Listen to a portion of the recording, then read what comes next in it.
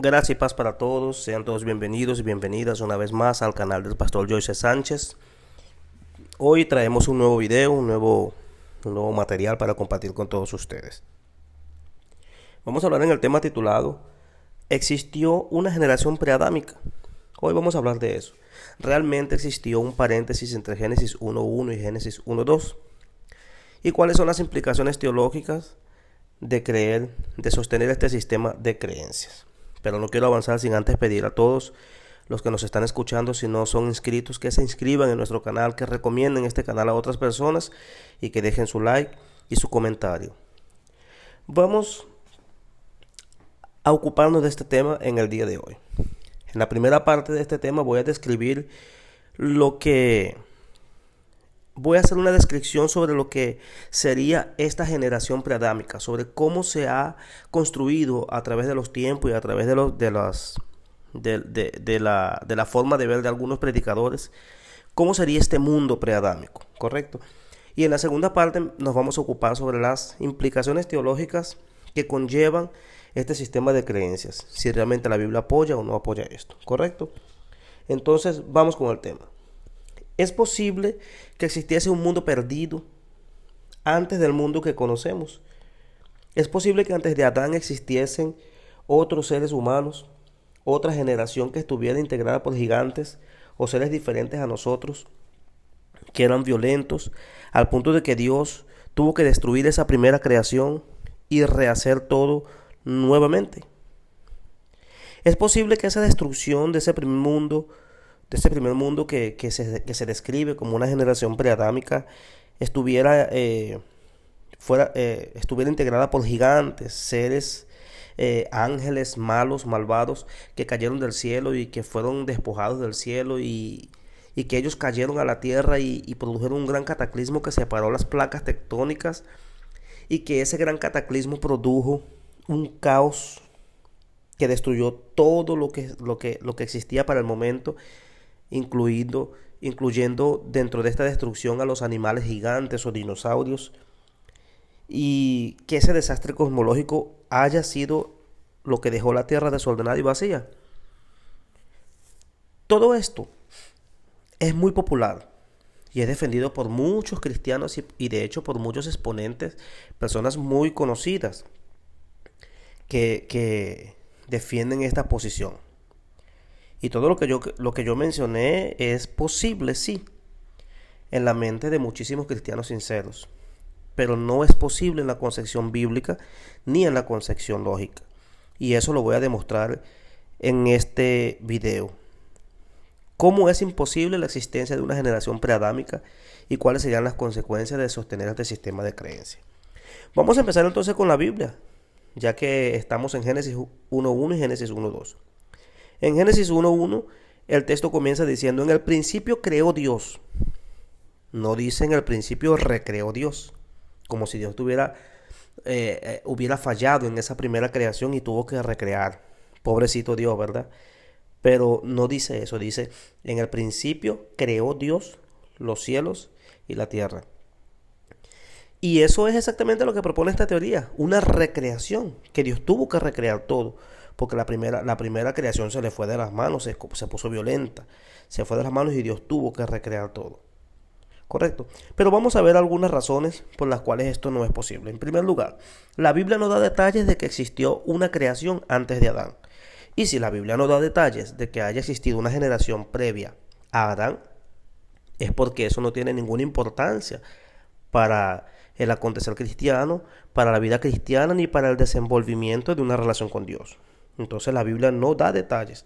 Todo lo que usted escucha al respecto de esto es solo producto de la imaginación, de unir versículos aislados uno del otro, de unir versículos interpretándolos fuera de contexto, pero la Biblia no da detalles claros de que haya existido una generación preadámica.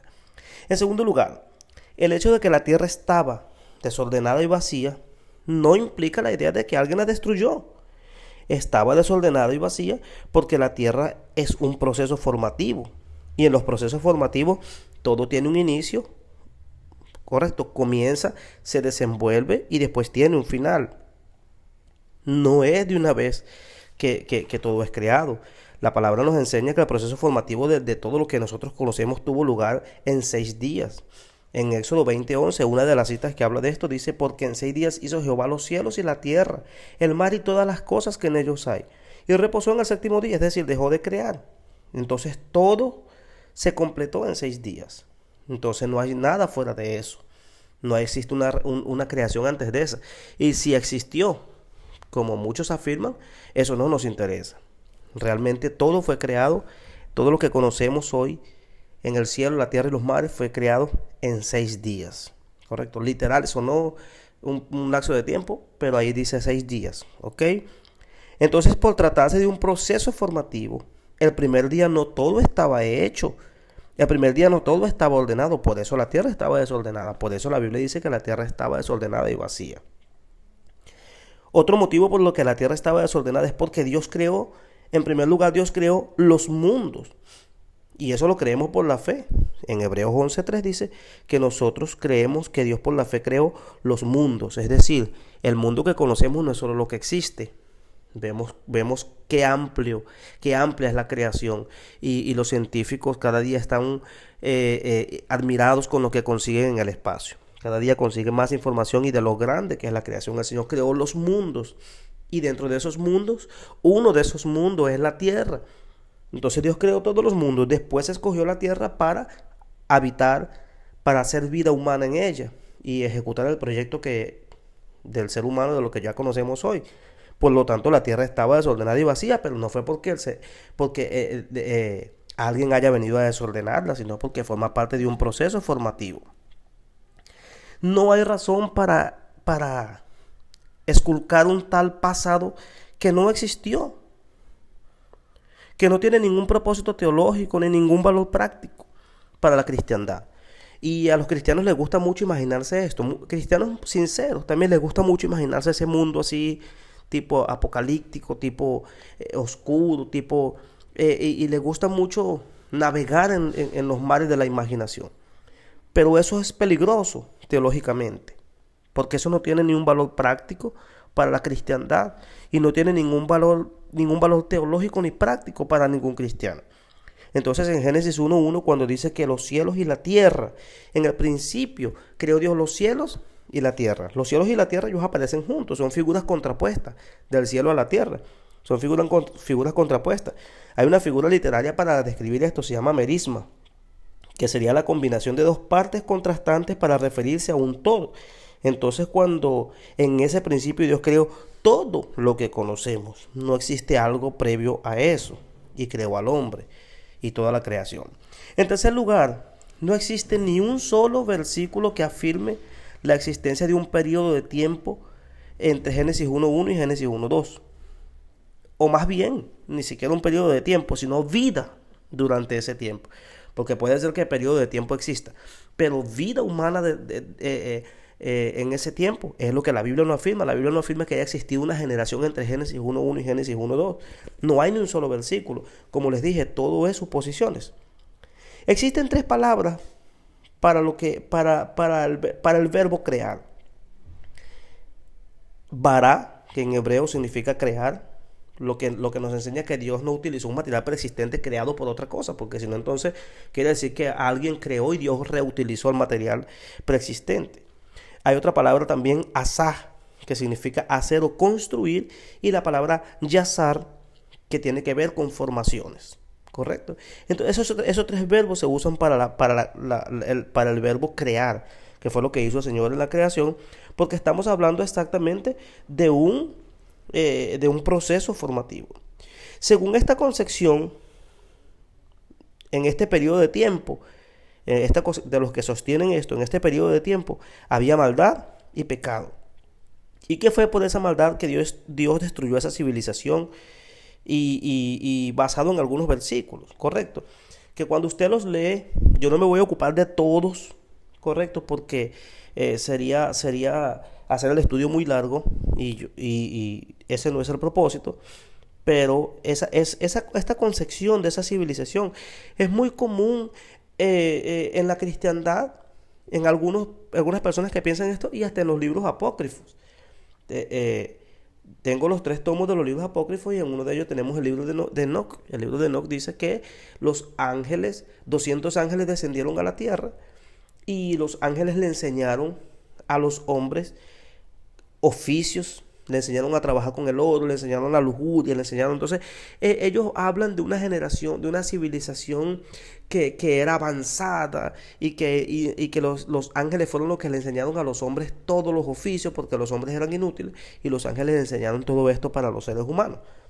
Pero eso es común en los libros apócrifos, que sabemos que son libros que no pertenecen al canon bíblico. Eso es común en la cristiandad, eso es común en quien cree esto, pero bíblicamente eso es incorrecto. Entonces, ¿qué utilizan? Isaías 41:8, 41:18 y Jeremías 4:23, que habla de una desolación, pero cuando usted ve el contexto no tiene absolutamente nada que ver con eso. Isaías 34:11 y Génesis 1:2. Correcto, pero estos textos no tienen nada que ver con eso. Esta creencia de que existió una muerte o maldad o pecado, vea lo importante. Y aquí vamos a entrar en las implicaciones que estuve hablando en principio, de que existió una muerte, maldad o pecado antes de Adán. Choca frontalmente con la misma Biblia, con la doctrina bíblica. ¿Por qué? En primer lugar, la muerte reinó desde Adán hasta Moisés. Eso lo dice Romanos 5:14. La muerte reinó desde Adán hasta Moisés. Es decir, que antes de Adán no había muerte. Segundo, la muerte y el pecado fueron introducidos por Adán y no por otro hombre antes de Adán. Si el pecado existió antes de Adán, entonces Cristo no puede no puede representar al postrer Adán, porque entonces tendría que existir un Adán antes del primer Adán, y eso, bueno, haría un desastre teológico. Cristo es el postrer Adán, el último Adán, porque él estaba representando al primer Adán. Adán era el tipo y Cristo era el antitipo. Si entonces existió un Adán que introdujo el pecado, que introdujo la muerte antes de todo esto, entonces no hay razón para pensar que Cristo podía, en este caso, representar a este Adán.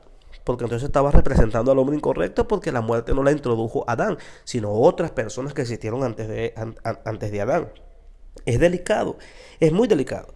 Número 5. Cuando la Biblia dice que las tinieblas, es decir, oscuridad, estaban sobre la faz del abismo, lo dices porque en ese momento no había noción de tiempo, no había espacio, no había atmósfera, no había nada.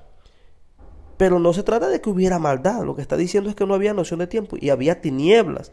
Y cuando Dios ordenó todo, vea que cuando Dios ordenó todo, colocó las cosas en su lugar, la luna, el sol y todas las cosas en su lugar, esas mismas tinieblas que estaban allí pasaron a llamarse noche. Entonces las tinieblas no eran malas. Esa oscuridad que existía ahí es la oscuridad que hay cuando usted llega a su casa y no ha prendido la luz. Y cuando usted prende la luz, entonces ahí aparece la luz. Pero no, esas tinieblas era porque no había noción de tiempo, porque todo estaba desordenado. ¿Correcto? No significa con esto que la maldad estuviera reinando. Aquí estamos hablando de un proceso formativo, literal. No estamos hablando de una simbología. Entonces no podemos interpretar la oscuridad aquí como símbolo del pecado.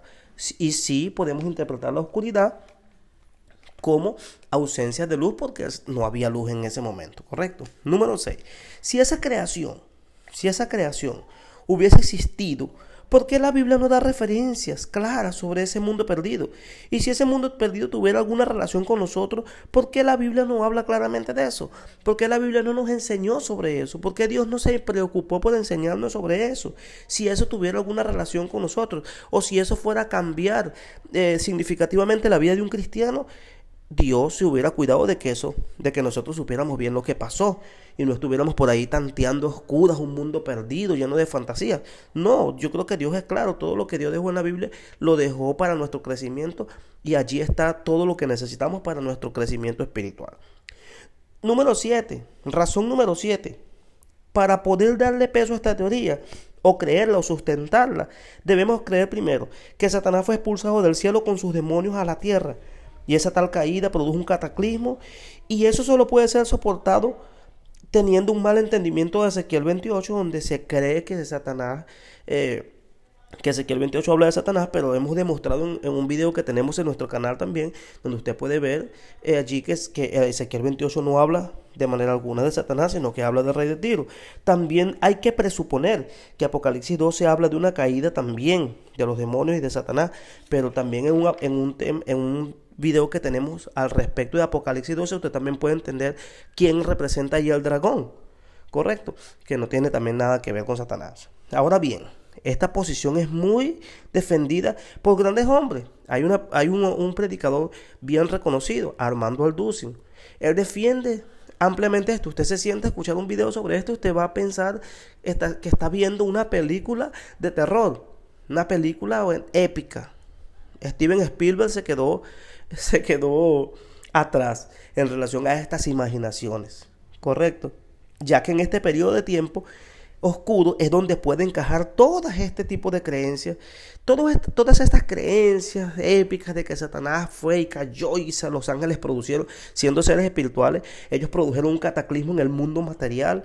Todo eso cabe en esa creencia de ese espacio, porque en ese espacio oscuro usted puede meter todo lo que usted quiera, todas las creencias que quiera, aun cuando no sean bíblicas. Por eso es que es altamente defendido este paréntesis entre Génesis 1.1 y Génesis 1.2. Pero bíblicamente eso es imposible, es improbable.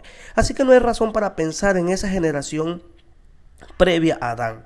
Si existió, no tiene importancia, ni valor teológico, ni valor práctico, ni propósito defender tal creencia. Al contrario, creo que distorsiona la imagen de un Dios que se equivoca, que pobrecito, que creó y se le destruyó todo. Satanás le destruyó todo, le destruye, se le revela en el cielo. Satanás cae para la tierra, le destruye la tierra. Él viene a ordenar nuevamente. Viene a crear a Adán y Eva, también los hace pecar. Entra el mundo en caos.